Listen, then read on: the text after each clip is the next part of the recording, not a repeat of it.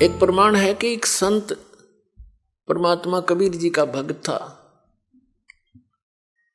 और परिवार बड़ा हो गया, उसमें सेटिंग हुई नहीं उस समय, क्योंकि और लोग मानते नहीं थे। वो केरला हिमालय का बच्चा था, घर में भक्ति बन नहीं पा रही थी। उसने जाके एक एकांत स्थान पर वहां जल का देखकर व्यवस्था सी और वहां अपना झोपड़ी डाल ली। वहां से फल फूल लावे, तोड़ के खावे और अपना भक्ति करे, दिन रात साधना कर रहा था। एक दिन वो बीमार हो गया और उसने सिद्धांत सा बना रखा था कि पहले मैं मुंह धोऊं, हाथ पैर मुंह धो करके फिर अपना अन्य काम करूं, ऐसा नियम था उसका। जब तक वो हाथ पैर मुंह कुरला वगैरह ना कर लेता था तब तक उसने अपना नियम बना रखा था। बाकी जैसा भी, तो वो अन्य कार्य नहीं करता था, कुछ आहार भी नहीं करता था। वो एक बार बीमार हो गया, चलने में असमर्थ हो गया और उसको नीचे जाकर के, काफी नीचे, पहाड़ से नीचे उतरकर ऐसे ऐसे घूमकर तालाब में जाना पड़ता था। वहां हाथ पैर मुंह धोता था, स्नान करता था, प्रतिदिन का उसका कार्य था। उस दिन वो ऐसा नहीं कर पाया तो उसने बहुत चिंता बनी और कसक के साथ मालिक को याद किया, है परमात्मा, आज तक आपने इस दास को कभी भी ऐसे नहीं रहने दिया। आज मैं विवश हो गया और मैं हाथ पैर मुंह नहीं धो सकता, मैं कुछ खाऊं भी नहीं गा। ये सोचकर उसने दृढ़ निश्चय करके अपना लेट गया। एक दिन बीता, 2 दिन बीता, 3 दिन, तीसरे दिन देखा परमात्मा ने कि शायद ये अट्ठी आदमी पर भगत सच्चा है। बाकी इस तरह की आंट लानी नहीं सी ये भगत ने। फिर भी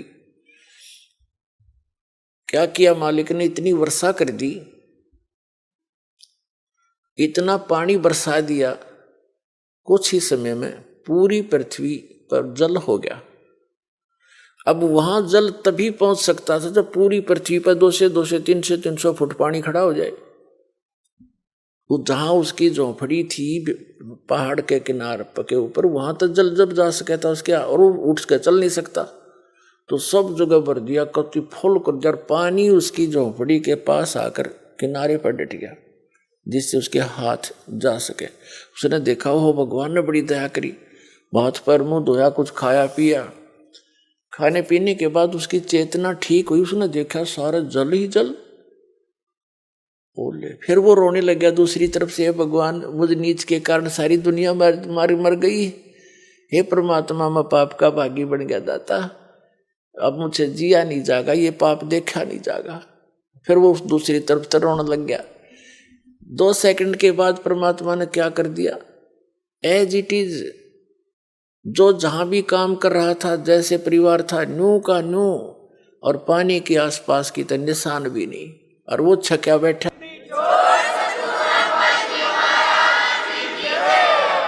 किसी को आभास भी नहीं होने दिया और उसका पेट भर दिया। तब आकाशवाणी करी के भक्त, दारी मेरे संत की मोह से मिले ना अंश, और भला बुरा बाँचे नहीं। ये बकवाद इस तरह की आठ अडांस लावा नहीं, सोई हमारा वंश। अब उसके माध्यम से अन्य को भी शिक्षा दी परमात्मा ने कि ठीक है, जो मेरा भक्त धारणा कर लेगा उसके लिए मैं कुछ भी कर सकता हूं, पर थोड़ा बहुत सोच समझ कर डिसीजन लेना चाहिए तुम्हें। तो क्या बताते हैं आदरणीय गरीबदास साहिब जी अपने कबीर परमात्मा के विषय में, बताते हैं कि मौला थल से जल करे और जल से थल कर देत, और साहेब तेरी साहेबी अब श्याम कहूं सवेत। क्या बताते हैं कि वो मौला कबीर परमात्मा पूरी पृथ्वी पर 1 सेकंड में जल जल भर दे और दूसरी सेकंड में वैसा ही कर दे, उसी तरह जैसे जो जहां बैठा था एज इट इज पूरा स्वस्थ परिवार सारा काम नो का नो कर सकता है। वो परमात्मा इतना समर्थ है। फिर कहते हैं कि हे साहेब तेरी साहेबी, हे परमात्मा आपकी लीला को अब श्याम कहूं सवेत, श्याम तेनों का अगर काला काला धन यानी काला आदमी है यो भाई निकम्मा, और सवेत ने कहा साफ आत्मा का आदमी है। ते अब कहते हैं तुझे मैं बुरा कहूं कि अच्छा कहूं, कहते हैं मौला थल से जल करे और जल से फिर थल कर देत, फिर उसाय कर दिया उसने सब कुछ मिटा दिया और फिर जो का त्यों बना दिया। नो कहे साहेब तेरी साहेबी, ये परमात्मा तेरी लीला ने इब काली कहूं सफेद तने बुरा बताऊं का अच्छा। यानी ये परमात्मा वो समर्थ है कि तू गलत कर ही नहीं सकता। अगर तेरे पर कोई निश्चय करके रहता है तो 100 आपत्तियां आती दिखेंगी, ऐसे फेंक देगा ठाक है कि तो खोजी नहीं मिलेंगी।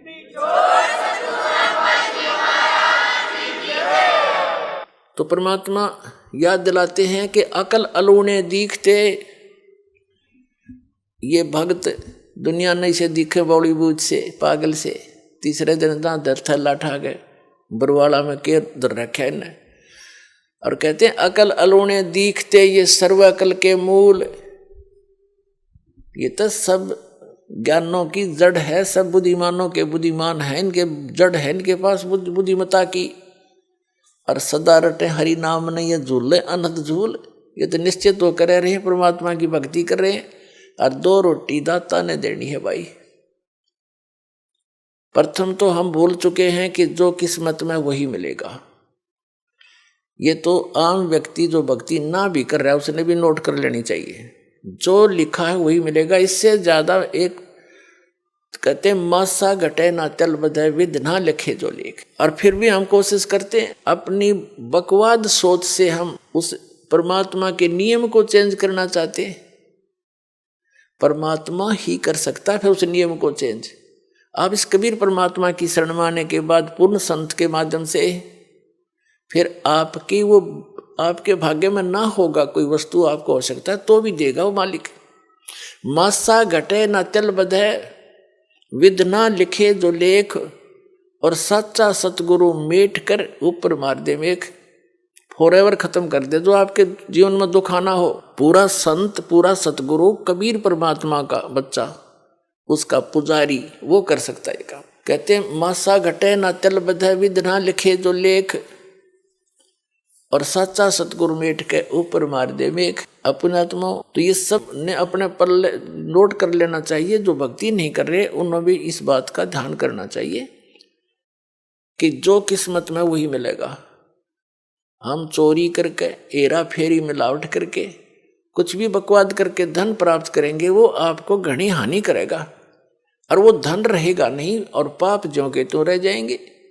उसके कमाने में जो आपने कर्म किए 2 नंबर से काम करके, चोरी ठगी डाके डाल के मिलावट करके रिश्वत लेकर हेरा फेरी करके, तो वो पैसा आपके लिए दुश्मन बनेगा। पैसा तो जाएगा ही जाएगा और वो पाप शेष रह जाएंगे जो आपने भोगने पड़ेंगे। ऐसे बहुत से प्रमाण है। और हम अपनी सोच से और परमात्मा के विधान चेंज करना चाहते हैं तो महामूर्ख है हम। परमात्मा का विधान परमात्मा के तरीके से होगा। सर नमस्कार। नमस्कार सर जी। सर क्या नाम है आपका? रविंद्र झाड़े सर जी। रविंद्र जी कहाँ से आए हैं आप? मैं नयगांव आठनेर तहसील बैतूल से आया हूँ, मध्य प्रदेश से। संत रामपाल जी महाराज से नाम दीक्षा लेने के बाद आपको क्या लाभ मिले? वहाँ जाने के बाद मुझे आध्यात्मिक लाभ हुआ, भक्ति का पता चला कि वास्तव में यथार्थ भक्ति क्या होती है और जो भक्ति मैं कर रहा था वो कितनी सत्य थी। इस बात का मुझे वहाँ पर ज्ञान हुआ और भक्ति फिर मैंने इस भक्ति को की जिससे मुझे जो अस्थमा की बीमारी थी और वह पूर्ण रूप से ठीक हो चुकी है आज की स्थिति में। सर आप जो ये साथ में लेके आए हैं रिपोर्ट्स, ये किस बारे में है? यह मेरी जो अस्थमा की जो शिकायत थी इसके बारे में मैंने नागपुर में टेस्ट करवाया था, नागपुर हॉस्पिटल। सर कौन से हॉस्पिटल में करवाया था आपने? मैंने अपोलो हॉस्पिटल जहां डॉक्टर राजेश स्वर्णकार जी से करवाया था ट्रीटमेंट। क्या कहा आपको उन्होंने? उन्होंने बताया कि आपको अस्थमा की शिकायत है और इसके लिए आपको दवाई लेते रहना पड़ेगा और परहेज आदि करते रहना पड़ेगा। आपको जो अस्थमा की बीमारी थी क्या वो दवाई लेने से ठीक नहीं हुई? दवाई लेने से कुछ हद तक ठीक होती थी और फिर पुनः वापस हो जाती, जैसे और मौसम परिवर्तन हुआ तो बीमारी वही ज्यों की त्यों हो जाती। पूर्ण रूप से कैसे ठीक हुई? पूर्ण रूप से मैं इस जब इस अध्यात्म ज्ञान से जुड़ा और ये भक्ति को जैसे की मैंने, वैसे मुझे धीरे धीरे करके 1 साल के बाद ये पूर्ण रूप से ठीक हो चुकी मेरी बीमारी। आज मुझे किसी भी प्रकार की गोली आदि लेने की ज़रूरत नहीं है। इसके अलावा आपको और क्या लाभ हुए? इसके अलावा मुझे घरेलू भी, जैसे धन संपत्ति सभी चीज़ में लाभ हुआ और परिवार में भी सुख शांति हुई। सर, क्या आप कोई नशा करते थे पहले? नशा में तंबाकू बीड़ी आदि का नशा करता था। तो फिर कैसे छूटा? ये भक्ति का, जैसे भक्ति करते रहा वैसे ही मुझे पहले जैसे नियम जो बताए वहाँ, उस नियम को फॉलो करना भी ज़रूरी था। तो मैंने उसको फिर इस नियम में रह कर जो भक्ति की, इससे मुझे लाभ होना शुरू हुआ। तो मैंने ये सारी नशाएं उसी दिन से छोड़ दी। बहुत बहुत धन्यवाद। सत साहब।